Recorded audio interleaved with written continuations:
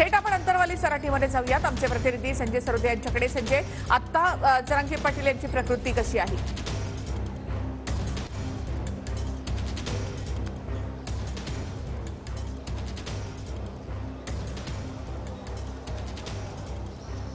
निखिला, आपण बघू शकतो की आज जरांगे पाटील यांची तब्येत खालावली होती, परंतु डॉक्टरांचं पथक आणि त्यांचे गुरु शिवाजी महाराज या ठिकाणी आले। त्यांनी विनंती केली की जरांगे पाटील यांनी औषधोपचार घ्यावे।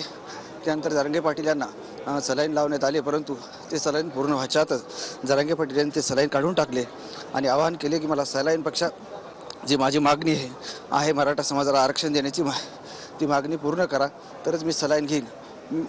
अशा प्रकारचं त्यांनी समाजाला या ठिकाणी आवाहन केलं आणि मला सलाईन लावण्याचा प्रयत्न करू नका, कारण माझं जे म्हणणं आहे की मराठा समाजाला आरक्षण भेटलं पाहिजे, हे जरांगे पाटील यांचं महत्त्वाचं आजचं विधान होतं। आणि त्यानंतर त्यांनी ती मेडिकल ट्रीटमेंट नाकारली आहे आणि परत एकदा जरांगे पाटील आपल्याला या ठिकाणी बघू शकतात की त्यांची तब्येत परत खालावत आहे।